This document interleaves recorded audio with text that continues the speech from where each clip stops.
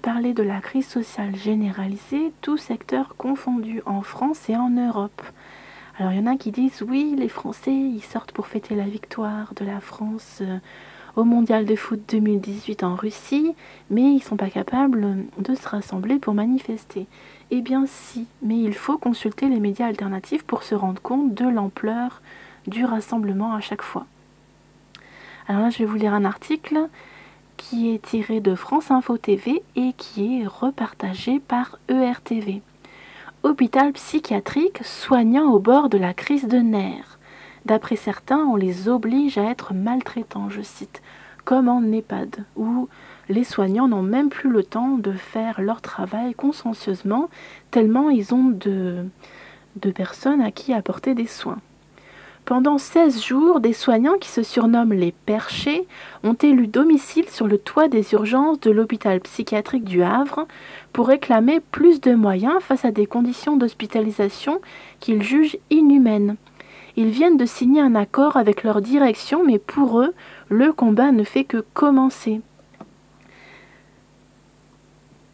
Poussettes et voitures défilent devant la façade de l'hôpital psychiatrique Pierre-Janet du Havre, Seine-Maritime, mardi 10 juillet. Et personne ne semble vraiment prêter attention aux dizaines de banderoles colorées installées sur la façade. Depuis le début du mouvement de grève du personnel soignant, il y a près d'un mois. Bienvenue dans l'hôpital de la honte, peut-on lire. Sur le toit de ce bâtiment sans étage, des tentes sont dressées et des personnes en blouse blanche vont et viennent. Patients et riverains de cet hôpital à taille humaine de centre-ville semblent s'être habitués au curieux campement installé sur le toit de Janet, comme est surnommé l'établissement ici.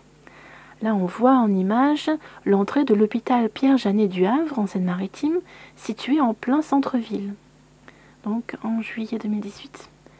Là-haut, la tente des filles et les tentes des garçons sont installées depuis le 26 juin, explique Frédéric Letouze, délégué de l'ICA Sud, membre des 7 perchés, comme se sont auto-surnommés ces soignants en colère.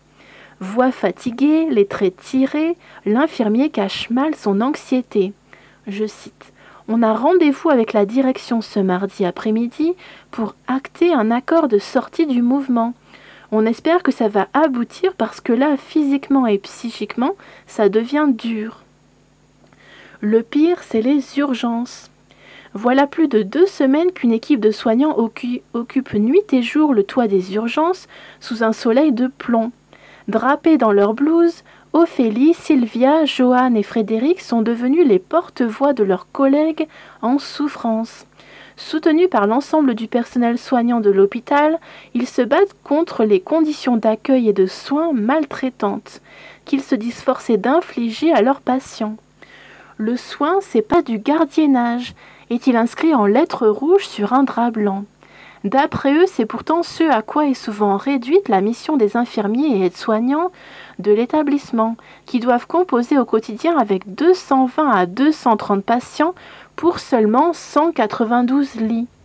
Le pire, c'est les urgences, annonce d'emblée Frédéric Letouze. Le bâtiment des urgences est dimensionné pour recevoir 5 patients, et quotidiennement, il en accueille entre 10 et 15, explique-t-il crispé.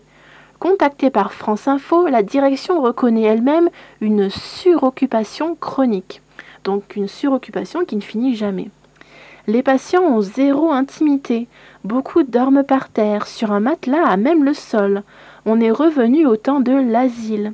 Donc l'asile, c'est vraiment l'hôpital psychiatrique au XIXe siècle.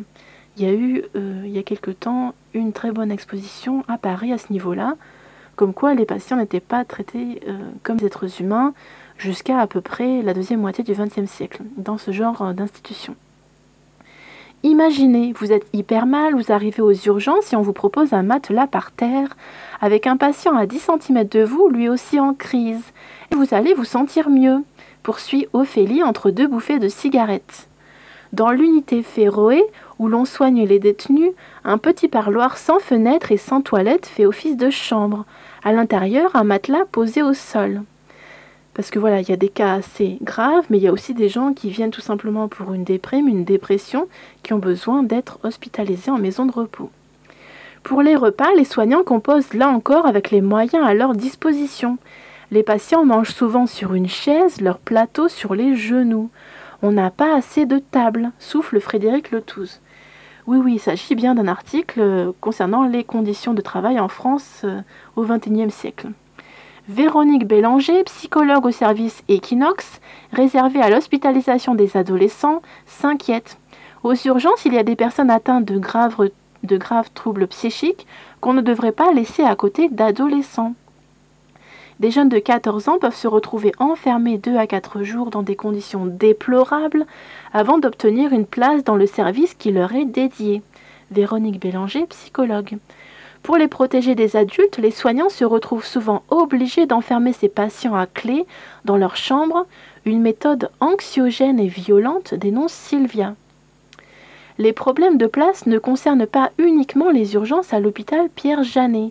Les 4 pavillons d'hospitalisation de l'établissement, répartis par secteur géographique, sont souvent saturés.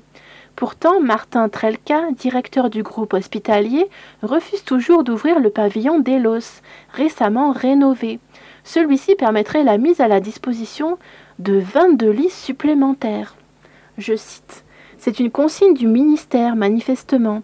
Ils ne veulent pas l'ouvrir parce que ça enverrait le signal politique qu'on peut rouvrir des lits en psychiatrie.